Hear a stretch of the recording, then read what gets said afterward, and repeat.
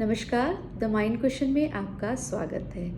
आज मैं एक बहुत ही कॉमन समस्या जो कि कई पेशेंट हमारे क्लिनिक पर आते हैं, इंटरपर्सनल रिलेशनशिप को लेके आते हैं। यानी रिलेशनशिप हमारी लॉन्गर ड्यूरेशन तक स्टेबल नहीं रहती है, उसमें कई तरह की समस्याएं देखने को मिलती हैं। आपस में कपल अपनी रिलेशनशिप को ग्रो नहीं कर पाते हैं, कहीं ना कहीं स्टेगन महसूस करते हैं। तो हम ये आज जानेंगे कि रिलेशनशिप आखिर हम स्टेबल कैसे रख सकते हैं। इससे पहले हमें ये जानना ज़रूरी है कि जहाँ तक स्टेबिलिटी की बात है, रिलेशनशिप को हमेशा हमें ग्रो करना चाहिए।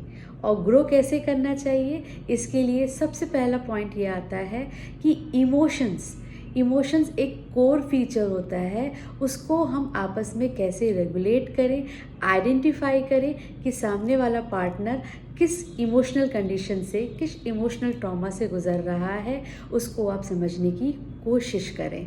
सेकेंड वेरी इंपॉर्टेंट थिंग है कि जो भी पास्ट में ट्रॉमा है उसको रिजॉल्व करें। अगर रिलेशनशिप में कोई ट्रॉमा एसोसिएटेड है तो उसको रिजॉल्व करने की कोशिश करें and become an active listener. Third very important thing is building trust and intimacy.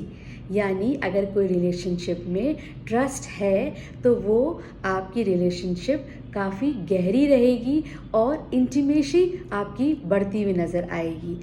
Fourth very important thing है कॉन्फ्लिक्ट रेजोल्यूशन। आखिर कॉन्फ्लिक्ट कोई रिलेशनशिप में कैसे होता है।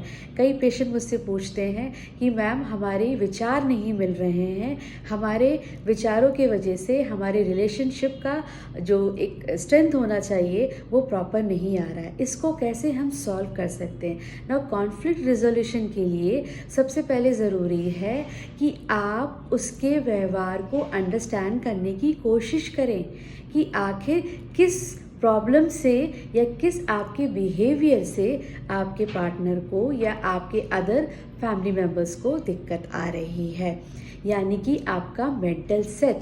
कोई भी प्रॉब्लम्स को सॉल्व करने के लिए जो हिंड्रेंस आती है, उस हिंड्रेंस में सबसे पहला जो स्टेप होता है वो आपका मेंटल सेट। यानी अगर आप अपने मेंटल सेट में चेंजेस लाएंगे तो आप रिलेशनशिप को स्टेबल भी रख सकते हैं, उसके साथ साथ आप अपने रिलेशनशिप को एनरिच और ग्रो कर सकते हैं। जहाँ तक साइकोथेरेपी और काउंसलिंग की बात आती है, उसके माध्यम से हम इंटरपर्सनल रिलेशनशिप को ठीक करने के लिए इंटरपर्सनल थेरेपी और इमोशन फोकस थेरेपी भी करते हैं, जहाँ हम इमोशंस पे फोकस्ड करते हैं और रिलेशनशिप को ग्रो करने की कोशिश करते हैं।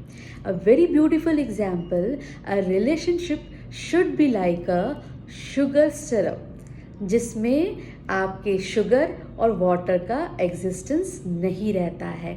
यानी कि ये दोनों ही चीज़ें आपस में मिल जाती हैं और एक हो जाती हैं और अपनी एग्जिस्टेंस के साथ होते होते भी वो एक दूसरे से बिल्कुल सम्मिलित रहती हैं। तो इन सारी चीज़ों के माध्यम से और साइकोलॉजिस्ट के मदद से आप अपने रिलेशनशिप में अगर आपको प्रॉब्लम आती है तो आप उसे स्टेबल भी रख सकते हैं और उसके साथ साथ उसे ग्रो भी कर सकते हैं। Thank you.